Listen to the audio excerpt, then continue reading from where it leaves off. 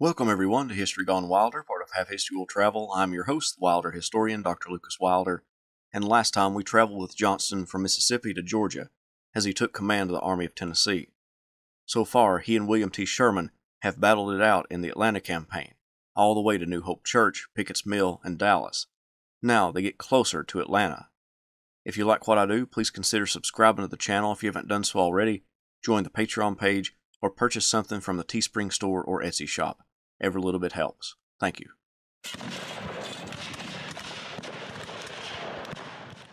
After the battles of New Hope Church, Pickett's Mill, and Dallas, Sherman moved his columns east, back to the Western and Atlantic Railroad, and so moved Johnston to block his path, taking up a position north of Marietta, Georgia, along some ridges known as Lost Mountain, Pine Mountain, and Brush Mountain.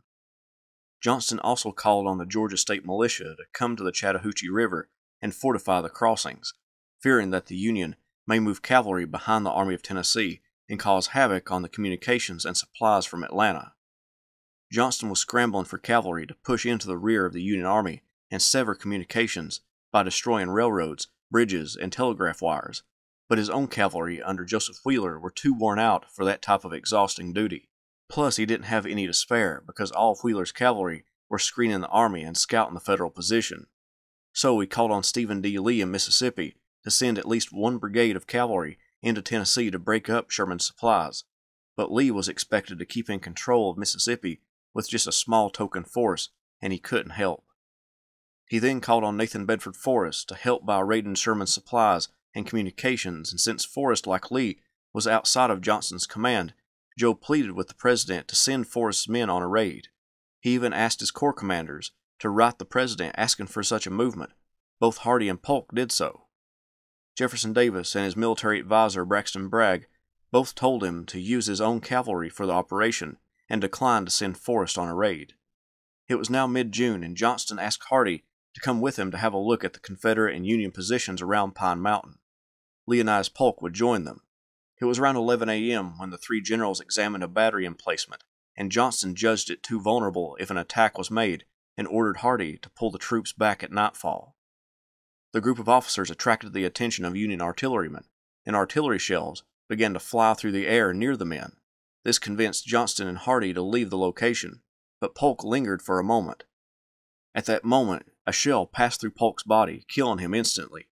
Johnston looked over to see his corps commander on the ground and ran over to him, knelt down and put his hand on Polk's forehead, saying, "I would rather anything but this."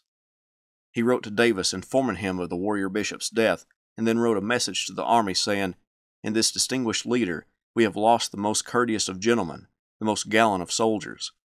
The Christian patriot soldier has neither lived nor died in vain. His example is before you. His mantle rests with you." Johnston again pulled his army back to a better location at Kennesaw Mountain, close to the town of Marietta, fearing that his left flank was exposed to a flanking maneuver that Sherman had become famous for now. He moved Hood's troops to the left, where Hood engaged with a Federal force at the Battle of Kolb's Farm. Hood wasn't authorized to launch an attack, just defend, but when he did attack, he found at least two corps in his front and was forced to fall back. Johnston's friend, the Texas Senator Louis T. Wigfall, joined Johnston in Marietta to see what the military situation was and bring his friend news from the rumor mill that was Richmond. Wigfall warned Johnston that there were serious rumors that the president was going to have him removed as army commander. That didn't bother Johnston. He believed that just because the president orders something doesn't mean it was the best strategy. What did bother Johnston was the person rumored to replace him, John Bell Hood. Johnston began to rethink his friendship with Hood and suspected him of being in Davis's pocket, which Hood essentially was. On June 27th, Johnston wrote to Bragg about the military situation, pleading with him to help the Army of Tennessee in this campaign. "I have been unable so far to stop the enemy's progress by gradual approaches on account of his numerous army and the character of the country, which is favorable to his method. Our best mode of operating against it would be to use strong parties of cavalry to cut his railroad communications. Our own cavalry is so weak compared with that of the Federal Army that I have been unable to do it. If you can employ cavalry in that way quickly, great benefit must result from it, probably Sherman's speedy discomfiture." At Kennesaw Mountain, Johnston got what he wanted since the beginning of the war, the enemy to launch a frontal assault against his lines. Multiple attacks were launched against the Confederate works dotting the landscape around Kennesaw Mountain, and Johnston's troops threw every one of them back, even the most concerted effort at what became known as the Dead Angle, occupied by Division Commander Benjamin F. Cheatham and his troops. Despite Davis and Bragg's insistence that no other cavalry forces from outside Georgia would be available to cut Sherman's supply lines, Johnston kept requesting that very action. It wasn't entirely Davis and Bragg's fault either. Wheeler, in a bit of mismanagement, regularly sent in his reports with his aggregate present numbers, which numbered around 17,000 cavalry, but he only had a little over 2,000 effectives that he could use in cavalry operations. The others had lost horses, were sick, on leave, or otherwise unable to operate with the Army of Tennessee. Johnston sent those false numbers to Davis and Bragg, and thus the President and his advisor believed Johnston possessed enough cavalry. Senator Benjamin H. Hill of Georgia, before going to Washington, went to visit Johnston and talk about his strategy. Obviously, the senator was concerned over his state, and he wanted to know if Johnston planned on retreating south of the Chattahoochee River. Johnston assured him that he could hold out north of the river for at least a month. Hill was an ally of Davis and planned on bringing the information to the President. Not long after Hill left Johnston, the Army of Tennessee would be retreating again from their position around Kennesaw Mountain toward the Chattahoochee River. At the river, Confederate engineers devised a set of earthworks that hopefully a single corps could occupy and defend the river crossings, while the rest of the army launched offensives at Sherman's army, attempting to cross the river. Light skirmishing occurred along this line, but Sherman was already putting troops on the south side of the river. Johnston didn't want to attack an entrenched enemy, and so the Army of Tennessee pulled back once again, south of the river. At about the same time Davis was informed of this movement, Senator Hill delivered the message that Johnston said he could hold out north of the Chattahoochee River for a month. He had only lasted a few days. This would be the last straw for Davis, who felt leaving Johnston in command of the army would only result in more ground being given up. To make certain that Johnston wouldn't protect Atlanta, Davis sent Bragg to visit with Johnston, and while his emissary traveled to Georgia, Davis went in deep thought about who to replace Johnston with. Edwin Kirby Smith in the Trans-Mississippi West would be a candidate, but he was an opponent of Bragg, and the logical choice of raising Corps Commander William Hardee to that rank was dashed because he was also anti-Bragg and had declined to be considered for command of the army in the past. John Bell Hood looked to be the only option. Davis wrote to Robert E. Lee and asked him a question. Johnston has failed. It seems necessary to relieve him at once. Who should succeed him? What think you of Hood for the position? Lee replied, "It is a bad time to release the commander of an army situated as that of Tennessee. We may lose Atlanta and the army too. Hood is a bold fighter. I am doubtful as to the other qualities necessary." Later that day, Lee wrote to Davis again, saying, "It would be better to concentrate all the cavalry in Mississippi and Tennessee on Sherman's communications." Bragg's assignment to visit Johnston was only to gain ammunition against Johnston.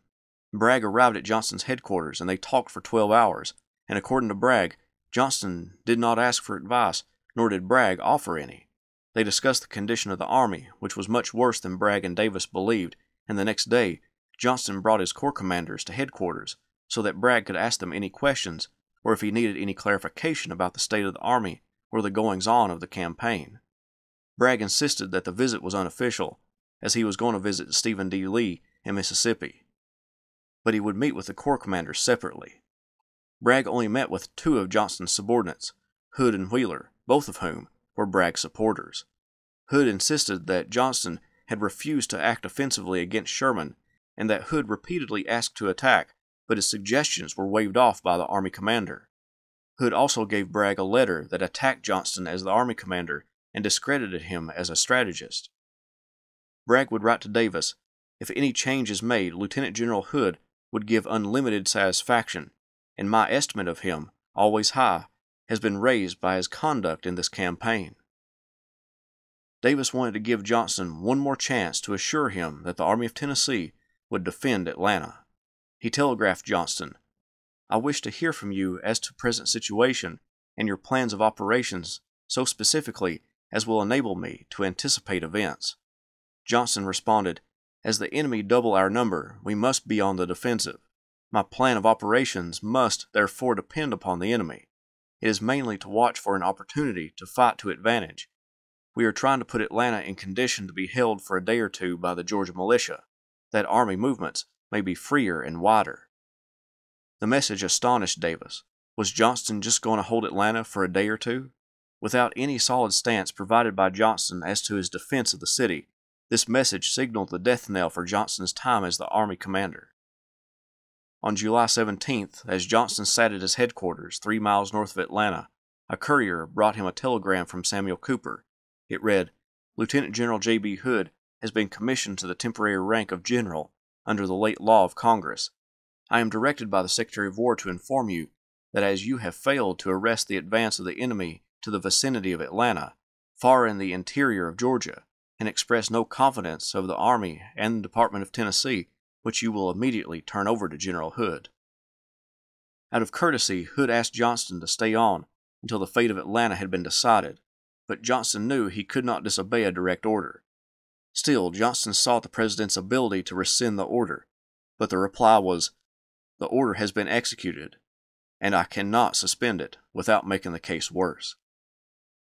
Johnston wrote a message to the Army.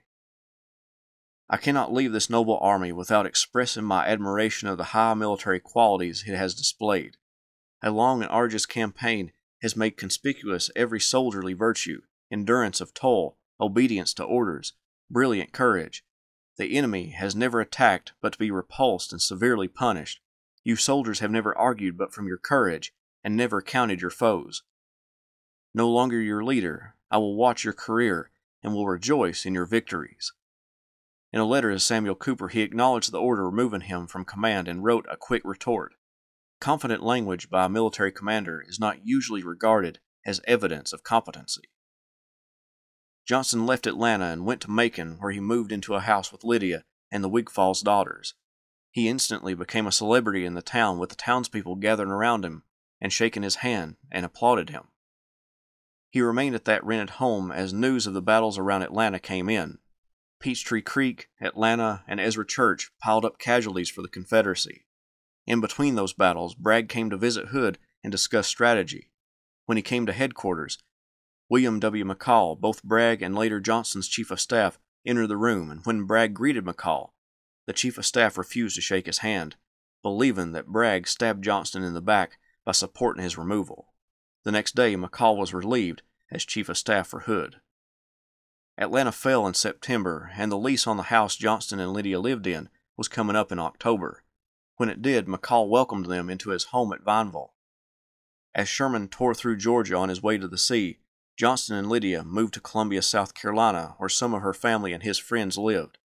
By Christmas, Johnston went to Richmond at the request of his friends to defend his official report of the Atlanta campaign, because they feared the president would discredit him. Davis did exactly that, basically calling Johnston a liar. Congress debated the merits of the report and Davis's rebuttal, and Johnston was given an honored seat as his allies praised his abilities in order to attack Davis. The debate was unsatisfactory to Johnston, and he went back to Columbia, staying there until Sherman began marching north. He sent Lydia to western North Carolina as he offered his services to defend the city, but when that became untenable, he traveled to western North Carolina to be with Lydia. From there, he learned that the Confederate Congress had wrestled control of the war away from Davis by making Robert E. Lee General-in-Chief of the Confederacy and naming him the commander of the Army of Tennessee. Despite Congress passing this bill, it was still up to Davis to make the appointments, but it basically backed him into a corner. Johnston realized this and said that Congress had violated an excellent rule, that of confining oneself to one's own business. It was not the job of Congress, he believed, to appoint generals. For better or worse, that was the president's responsibility. Davis willingly placed Lee as general-in-chief, but refused to make Johnston the commander of the Army of Tennessee. He wrote a 4,000-word response outlining Johnston's failings as a commander, but never submitted it to Congress. He concluded in it, "My opinion of General Johnston's unfitness for command has ripened slowly and against my inclinations into a conviction so settled that it would be impossible for me again to feel confidence in him as the commander of an army in the field." After Lee encouraged Davis, the president finally appointed Johnston, but Johnston didn't trust the action. He was convinced that he was placed in command just so he would be the one to surrender the army, and so he could take the blame for the collapse of the Confederacy. ultimately becoming a scapegoat for others. He began to think differently when he heard that Lee was his biggest advocate. For years, Johnston resented Lee and became jealous when he did great things with Johnston's former army. Now he found a new love for Lee, one he hadn't felt since early in the war. He would write, "In my youth and early manhood, I loved and admired him more than any man in the world. Since then, we have had little intercourse, and have become formal in our personal intercourse. I have long thought that he had forgotten our early friendship. Be assured that not of old never fought under his king more loyally than I'll serve under General Lee." Johnston now on paper essentially commanded all Confederate forces east of the Mississippi River, except Lee's Army of Northern Virginia. His first two objectives was to concentrate what forces he could and get them fed. He took over a buildup of supplies at Charlotte and began to bring his forces together across the state of North Carolina. Braxton Bragg now commanded troops in the eastern portion of the state and ironically served under Johnston. More ironic, he now requested reinforcements, just like Johnston had requested prior to the Atlanta campaign. Bragg had refused to give reinforcements to Johnston, but in an effort to be the bigger person, Johnston reinforced Bragg with the few troops he had. All the forces in the state numbered about 20,000, and now Johnston had divided those, but he hoped to slow down Sherman and, if possible, deliver a blow to stop him. Johnston concentrated his forces and planned to land a blow to Sherman at Bentonville, using the same tactic that he had planned to use at Cassville the year before. He would lure Sherman's isolated left wing to attack one of his forces, and once the Federals were engaged and occupied by the Confederates in their front, he would launch a flank attack with the rest of his army and hopefully drive them from the field. At the Battle of Bentonville, delays in getting his troops to the field weakened the attack, but he was successful in launching a flanking attack and scattering the Federals, but only temporarily. The Federals renewed their attacks, and although they broke through the Confederate lines a few times, Johnston was able to plug the hole and send the Federals back. Johnston remained on the field for a couple days, but Sherman planned to flank him, so he was forced to withdraw from the field. The Battle of Bentonville wasn't a stunning victory for the Confederacy, but it did prove that the Army of Tennessee would still fight. By April, the situation was becoming worse, especially in Virginia. Lee evacuated Richmond and Petersburg and headed west. Johnston hoped that it would result in Lee linking up with him in North Carolina. After the evacuation of Richmond, Davis went to North Carolina and called Johnston and Pierre-Gustave Toutant-Beauregard to meet with him there. On April 12th, Davis met with the two generals in his private train car. 3 other cabinet members were there: Judah Benjamin, the Secretary of State, Stephen Mallory, the Secretary of Navy, and John H. Reagan, the Postmaster General. Davis talked about Johnston calling for deserters to rejoin the army, but Johnston said the men who abandoned the army in good times would not return in bad times. Davis ended the meeting and said it would reconvene that evening when the Secretary of War, John C. Breckinridge, would arrive. Meanwhile, Johnston, Beauregard, and Mallory held their own meeting, and Mallory asked Johnston what should be done. Johnston said to end the war now and stop the fighting. Mallory agreed and asked Johnston to present the idea to Davis that evening. Breckinridge arrived with word that the rumors Johnston and the others had heard on their way to Goldsboro that Lee had surrendered was correct. In the meeting, Davis said the situation was terrible but not fatal, that if the people would simply turn out, then the Confederacy could win the war. When asked what Johnston thought, he responded, "Our country is overrun, its military resources greatly diminished, while the enemy's military power and resources were never greater and may be increased to any extent desired. My men are daily deserting in large numbers and are stealing my artillery teams to aid their escapes to their homes. Since Lee's surrender, they regard the war as at an end. If I march out of North Carolina, her people will all leave my ranks. My small force is melting away like snow before the sun, and I am hopeless of recruiting it." After an extended silence, Davis asked Beauregard what he would do. Beauregard concurred with Johnston on every point. Davis didn't believe that the United States would meet with him to end the war, since it didn't recognize the Confederacy. Johnston thought that since military commanders in the past had initiated peace terms, that Sherman might interact with himself in constructing a peace treaty. Davis was reluctant, but wrote out an official statement asking to terminate the existing war and entrusting it to Johnston. Johnston gave it to Wade Hampton's cavalry to take to Sherman. Sherman agreed to meet, and a place on the Raleigh Road was chosen as the meeting place. It was a wood cabin owned by James Bennett. On April 17th, Sherman and Johnston met. Sherman opened the discussion with a telegram about the assassination of Abraham Lincoln. Johnston was troubled by the news, hoping that Sherman didn't believe it had been a Southern plot. Sherman assured him that he didn't think that the Confederate Army had anything to do with it, but couldn't say the same about Jefferson Davis. Sherman offered the same terms that Ulysses S. Grant gave Lee at Appomattox Courthouse, but Johnston, to halt the bloodshed, offered a permanent peace. Sherman was unsure about Johnston's authority to do so, but was informed that Breckinridge, the Secretary of War, would be in that evening, and he could speak for the government. Sherman agreed, and they agreed to meet the next day. The meeting between Breckinridge, Johnston, and Sherman produced a signed document dissolving all Confederate armies and restoring the state government of the Confederacy. Johnston believed that he had just signed the document that ended the war, but it was not to be. Sherman found that the United States government felt Sherman overstepped his bounds in discussing political matters and declared the document void. Sherman notified Johnston that hostilities would commence, but was willing to meet with him again. Johnston sought advice from Breckinridge about a surrender, and Breckinridge said for him to surrender the infantry but keep the cavalry, basically keeping Jefferson Davis in power for a few more days. But Johnston believed that wasn't wise, saying, "We have to save the people, spare the blood of the army, and save the high civil functionaries. Your plan, I think, can only do the last." On April 26, 1865, Johnston met with Sherman and surrendered all of the troops under his command, the largest single surrender of Confederate forces of the war. Davis, upon hearing of Johnston's surrender, believed that the general committed treason surrendering an army without being surrounded. On May 2nd, Johnston issued his last general order. "Comrades, in terminating our official relations, I most earnestly exhort you to observe faithfully the terms of pacification agreed upon, and to discharge the obligations of good and peaceful citizens at your homes as well as you have performed the duties of thorough soldiers in the field. By such a course you will best secure the comfort of your families and kindred and restore tranquility to your country. You will return to your homes with the admiration of our people, won by the courage and noble devotion you have displayed in this long war. I shall always remember with pride the loyal support and generous confidence you have given me. I now part with you with deep regret, and bid you farewell with feelings of cordial friendship, and with earnest wishes that you may have hereafter all the prosperity and happiness to be found in the world."